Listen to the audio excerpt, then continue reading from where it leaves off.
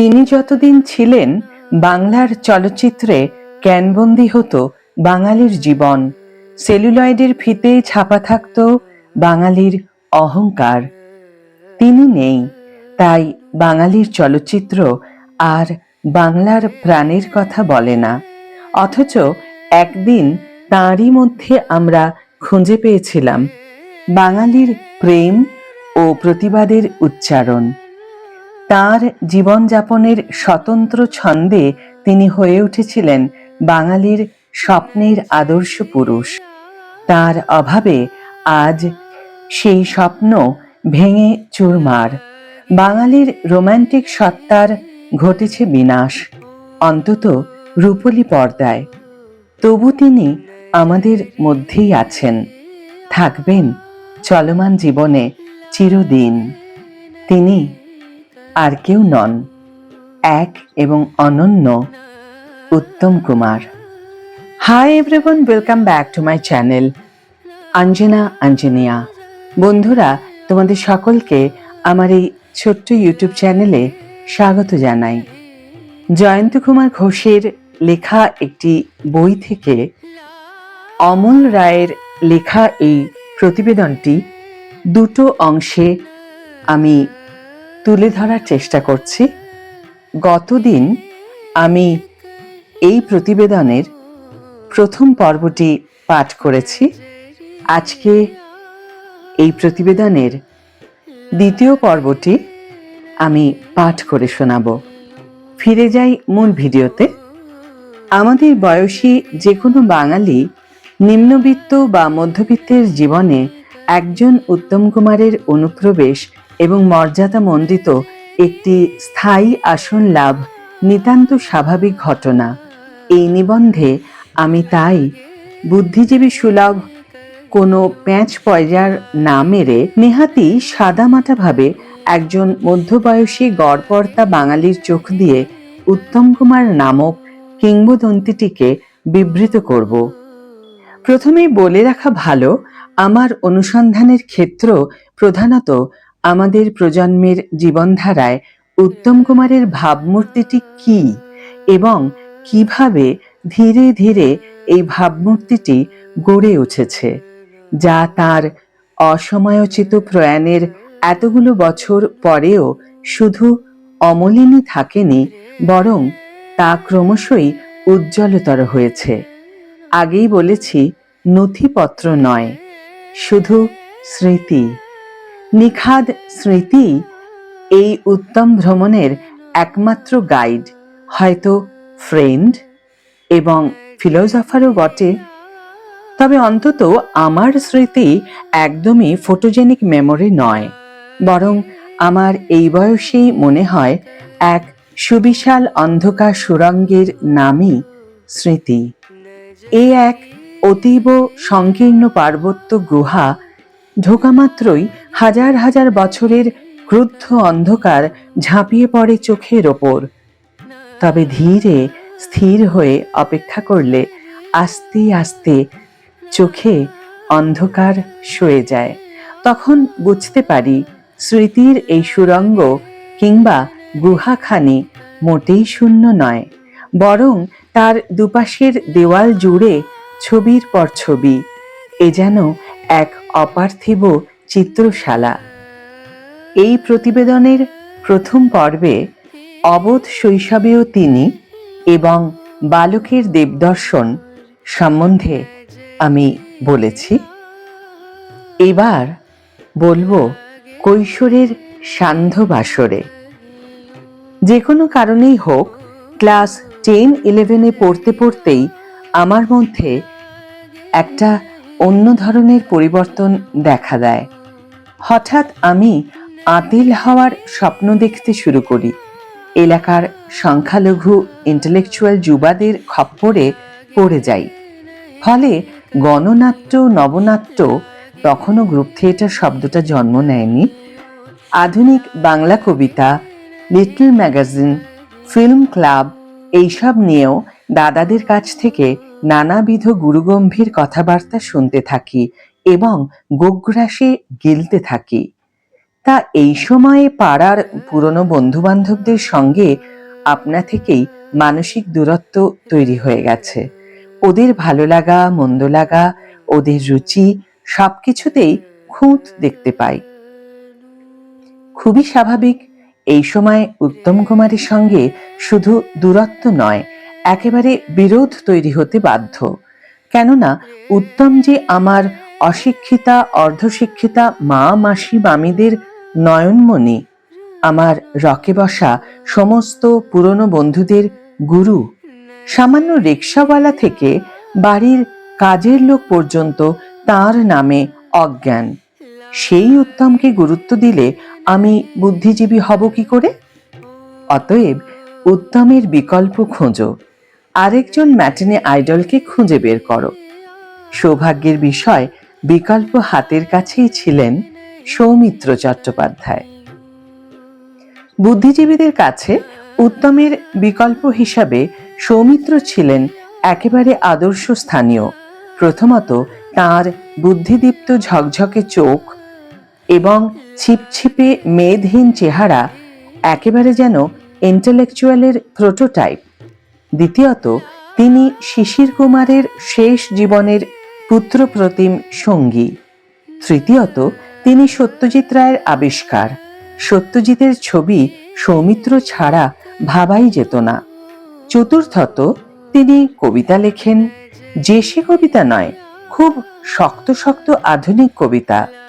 পঞ্চমত বুদ্ধিজীবী বন্ধু নির্মাল্য আচার্যের সঙ্গে তিনি এক্ষণ নামে একটি গুরুগম্ভীর সিরিয়াস সাহিত্যপত্র সম্পাদনা করেন।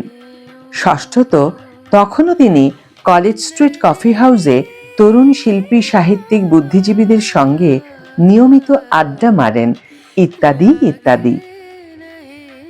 এইসব গুণাবলীর জন্য তখন আমাদের মতো আঁতেলরা, যারা নিজেদের সর্বদা সাধারণ ইতর জনের থেকে আলাদা হিসেবে চিহ্নিত করতে ব্যস্ত, তারা সৌমিত্রকে উত্তমের তুলনায় অনেক অনেক উঁচুতে স্থান দিত। তদুপরি আমরা ইতিউতি শুনতাম সৌমিত্র মার্ক্সবাদী, সৌমিত্র বামপন্থার সমর্থক। সেই যুগে হবু আঁতেলদের মধ্যে মার্ক্সবাদী হওয়াটাও একটা সম্মানজনক ফ্যাশন। ফলে সর্বার্থেই তখন সৌমিত্র কলেজ ইউনিভার্সিটির তরুণ ছেলে মেয়েদের বৃহদংশের মন জিতে নিয়েছিলেন। সে তুলনায় উত্তম ছিলেন অনেকটাই ব্রাত্য। অবশ্য আজকের সাব অল্টার্ন স্টাডিজের ভাষ্য অনুযায়ী নিম্নবর্গের তথা গরিষ্ঠ সংখ্যক জনসাধারণের সাংস্কৃতিক প্রতিনিধি ছিলেন কিন্তু উত্তম কুমারী। বস্তুত সেই যুগের বাংলা সিনেমার দর্শকদের মধ্যে উত্তম ও সৌমিত্রকে নিয়ে একটি দীর্ঘ বিতর্ক চলেছিল, কে বড় অভিনেতা। স্বাভাবিকভাবে উত্তমের পক্ষাবলম্বীরাই ছিলেন সংখ্যাগরিষ্ঠতায় বিপুল, কিন্তু সৌমিত্রের অনুরাগীরা ছিলেন তথাকথিত শিক্ষা দীক্ষায় কিঞ্চিত অগ্রসর এবং বাকপটু। ফলে তর্কে বিতর্কে তারা জিতে যেতেন। কিন্তু উত্তম কুমারের জনপ্রিয়তায় কোথাও কোনো চিড় ধরত না।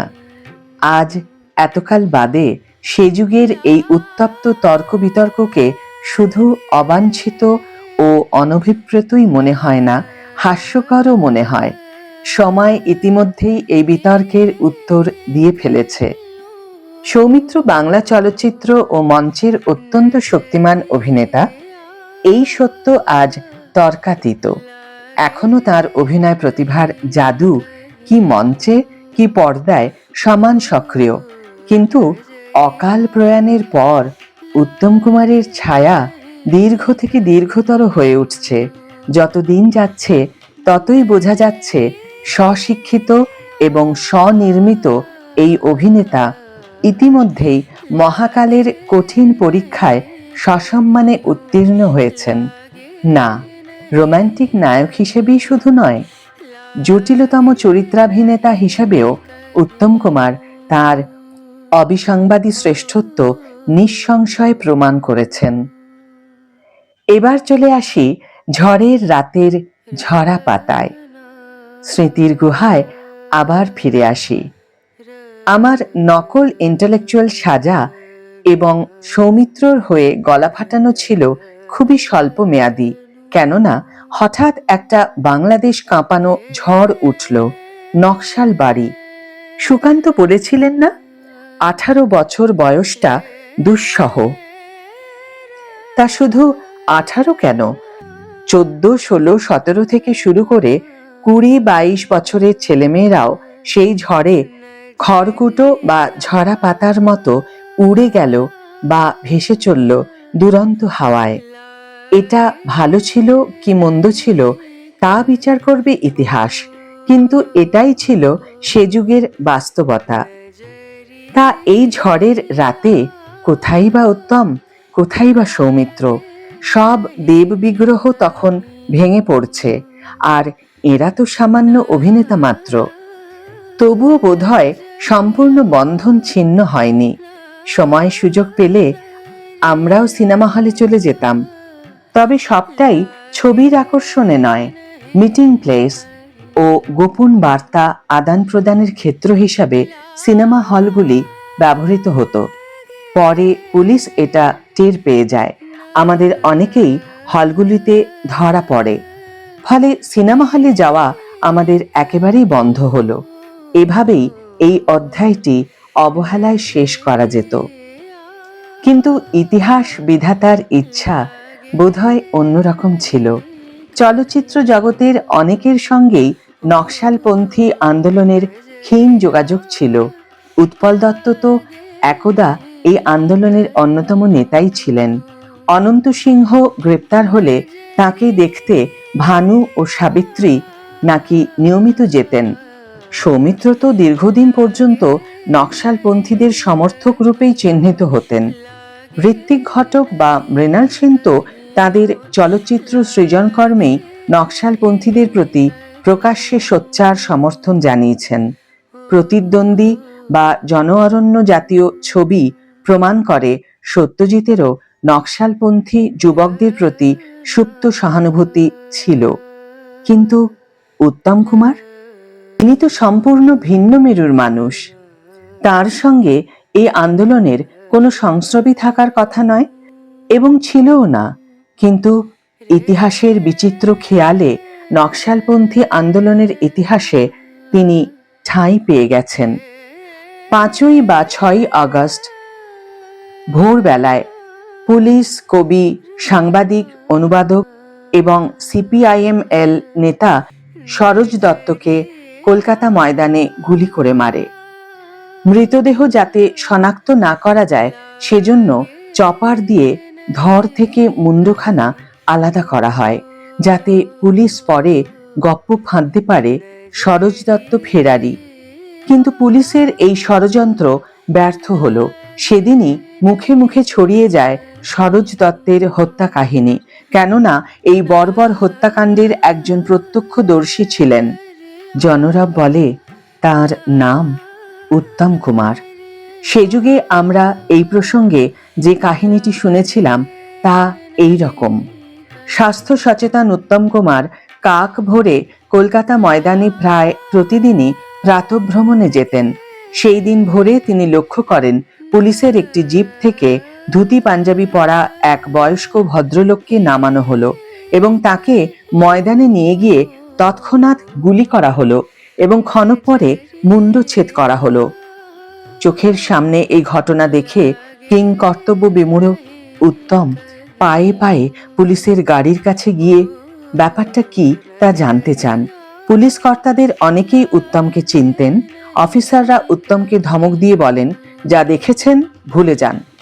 লোকটা একটা নটোরিয়াস ক্রিমিনাল, নাম সরোজ দত্ত, আপনি এক্ষুনি চলে যান এখান থেকে। উত্তম ফিরে আসেন, কিন্তু বিবেক দংশনে অস্থির হয়ে তিনি তার বন্ধুস্থানীয় এক বামপন্থী চলচ্চিত্রাভিনেতাকে, মতান্তরে সরোজ দত্ত যে সংবাদপত্রে একদা কাজ করতেন তারই এক প্রবীণ সাংবাদিককে টেলিফোনে সব খুলে বলেন। ঝড়ের গতিতে ছড়িয়ে যায় সংবাদটি। এই বিবরণ কতটা সত্য বা কতটা কল্পনা মিশ্রিত তা বলা মুশকিল, কেননা উত্তম কোনোদিনই এই প্রসঙ্গে প্রকাশ্যে মুখ খোলেননি। তবে এই ঘটনার জের অনেক দূর পর্যন্ত গিয়েছিল। উত্তম কলকাতা ছেড়ে দীর্ঘদিন মাদ্রাসে প্রবাসী হয়েছিলেন।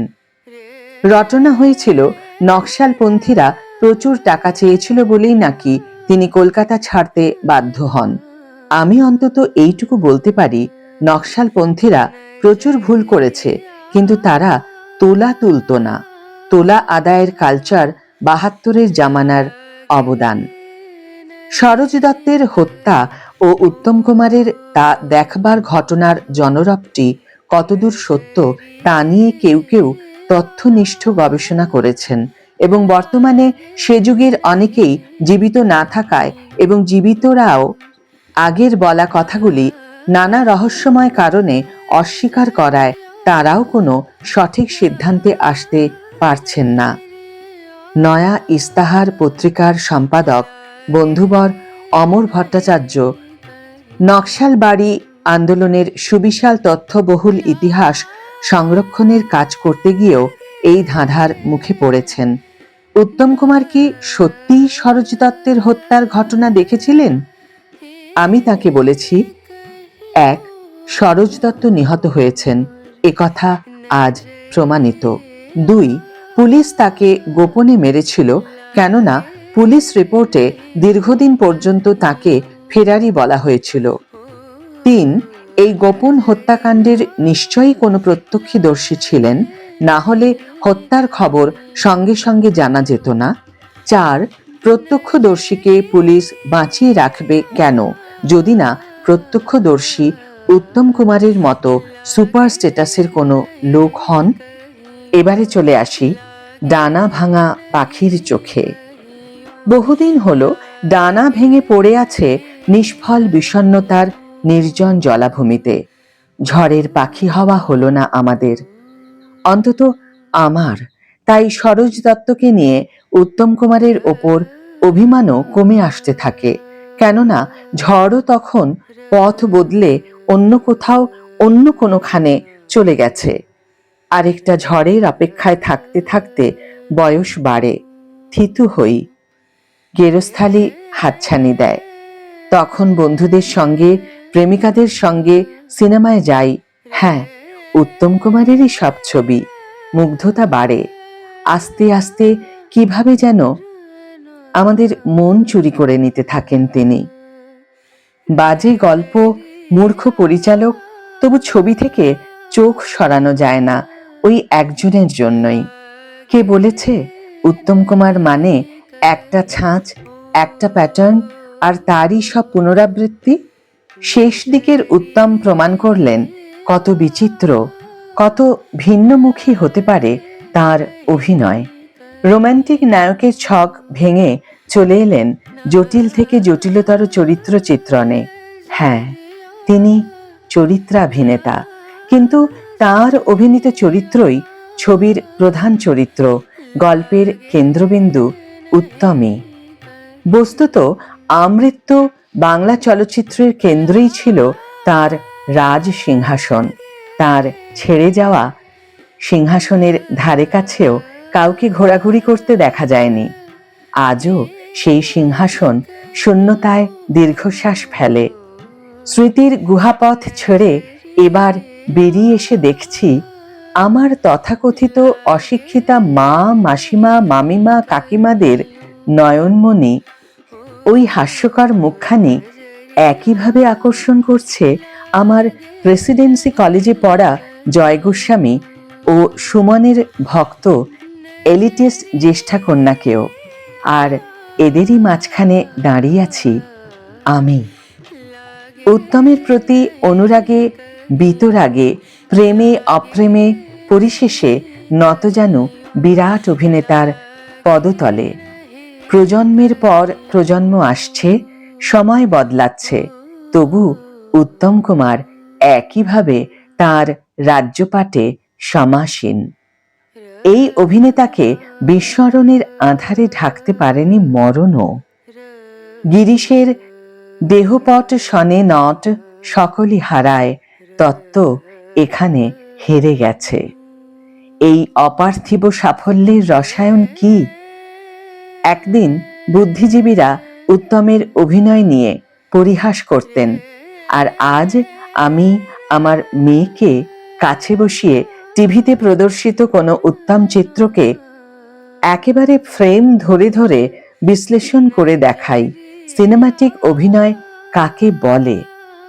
দুর্ভাগ্য একটাই, এক সত্যজিৎ রায় ছাড়া কোনো বড় মাপের পরিচালকই তাকে দিয়ে কাজ করাননি, এমনকি সত্যজিৎও তেমন করে করাননি। তাতে অবশ্য একদিক থেকে ভালোই হয়েছে, পরিচালকের ক্রাচে ভর দিয়ে কোনোদিন উত্তমকে দাঁড়াতে হলো না। আজীবন তিনি নিজের পায়েই দাঁড়িয়ে রইলেন বাংলা চলচ্চিত্রের আকাশে কালপুরুষের মতো। বন্ধুরা, এই ছিল অমল রায়ের লেখা একটি প্রতিবেদন, যার নাম গুহা চিত্রাবলীতে উত্তম কুমার। এই কিংবদন্তি মহানায়কের প্রতি অপরিসীম শ্রদ্ধা জানিয়ে আজকের ভিডিও এখানেই শেষ করছি। বন্ধুরা, ভিডিওটি যদি ভালো লেগে থাকে তাহলে অবশ্যই একটি ছোট্ট করে লাইক দিও, শেয়ার করো বন্ধুদের সাথে, কমেন্ট করে জানিও তোমাদের মতামত। যারা এখনো আমার চ্যানেলটিকে সাবস্ক্রাইব করনি তারা অবশ্যই চ্যানেলটিকে সাবস্ক্রাইব করে আমার পাশে থেকো, আর যারা অলরেডি সাবস্ক্রাইব করে দিয়েছো তাদের জন্য আমার অনেক ভালোবাসা এবং অনেক ধন্যবাদ। আজ তাহলে বিদায় বন্ধু, দেখা হবে পরের ভিডিওতে। ভালো থেকো, সুস্থ থেকো, সঙ্গে থেকো।